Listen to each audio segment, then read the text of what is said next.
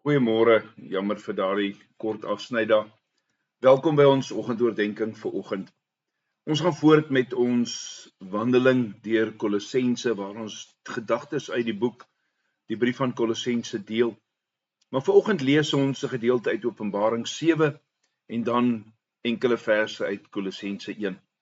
Openbaring 7 vanaf vers 9. Hierna het ek gesien en kyk, daar was 'n baie groot skare wat niemand kon tel nie. Hulle was afkomstig uit elke nasie en stam en volk en taal en het voor die troon gestaan en voor die lam. Hulle het lang wit stolas gedra, met palmtakke in hulle hande. Hulle het met 'n harde stem uitgeroep, die verlossing behoort aan ons God, wat op die troon sit en aan die lam. Al die engele het rondom die troon en ook rondom die ouderlinge en die 4 lewende wesens gestaan. Hulle het op hulle gesigte neergeval voor die troon en God aanbid en gesê, Amen. Die lof, die heerlikheid en die wysheid, die dank en die eer, die krag en die sterkte kom ons God toe vir ewig en ewig. Amen. In antwoord daarop het een van die ouderlinge vir my gevra, hierdie mense wat die lang wit stolas dra, wie is hulle en waar kom hulle vandaan? Ek het hom geantwoord, meneer, u is die een wat weet. En hy het vir my gesê, dit is die mense wat uit die groot verdrukking kom. Hulle het hulle lang stolas gewas en wit gemaak in die bloed van die lam. Daarom is hulle voor die troon van God, waar hulle om dag en nag in sy tempel dien. En hy wat op die troon sit, sal sy tent by hulle opslaan.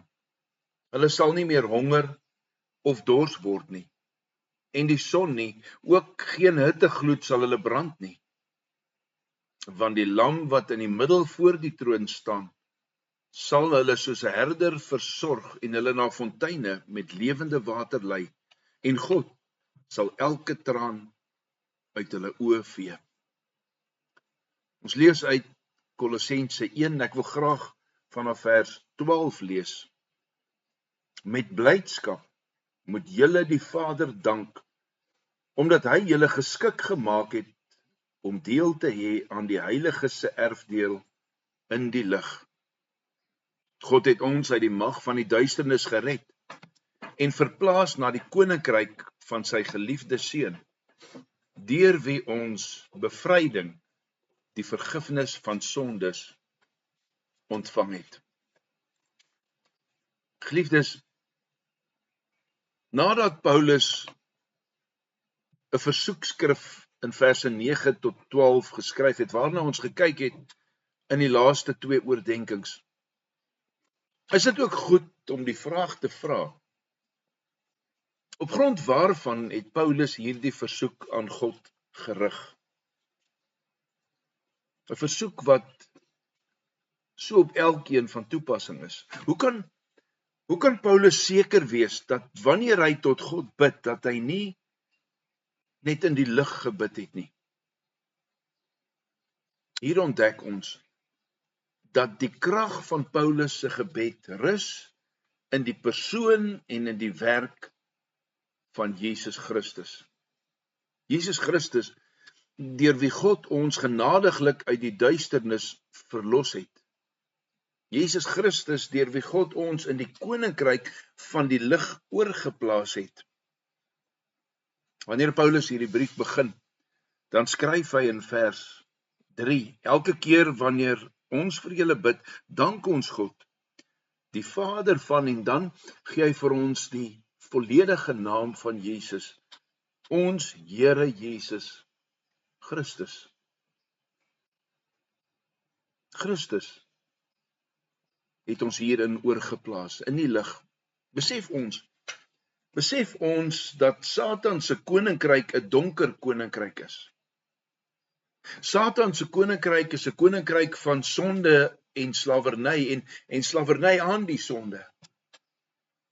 Satan se koninkryk is die doodloopstraat koninkryk, vol leebeloftes en vol teleurstelling en vol ellende.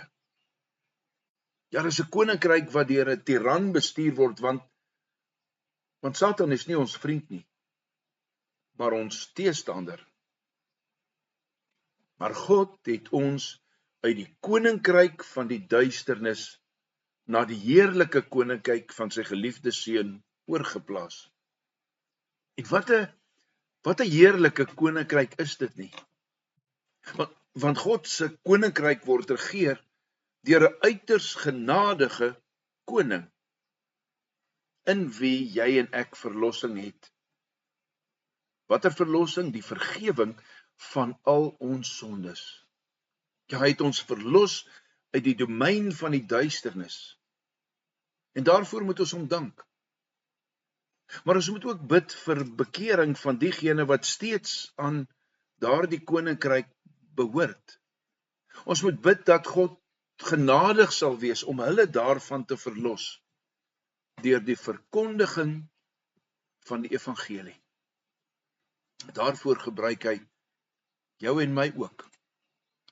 Kom ons bid nou saam. Driemaal heilige God, dankie Vader vir die voorreg om te kan weet dat U my verlos het uit die domein van die duisternis. Ja Here, U genade. In U genade het U met die Gees in ons harte gewerk, sodat ons kon bekeer, die ou kon afgooi, die nuwe kon aantrek. Ons wil bid vir elkeen wat steeds aan die koninkryk van die wêreld behoort, die Satan se koninkryk. Ons wil bid, Vader, dat U genadig sal wees om hulle daarvan te verlos. Ja, Vader, U gebruik die verkondiging van U woord, gebruik ons om daardie genade en liefde aan hulle oor te dra. Gebruik U Gees, Vader, om dit te bevestig en geloof te werk. Dankie, Here, vir U troue liefde. Amen. Vanoggend sing ons saam Psalm 9, vers 1, vers 7 en vers 9.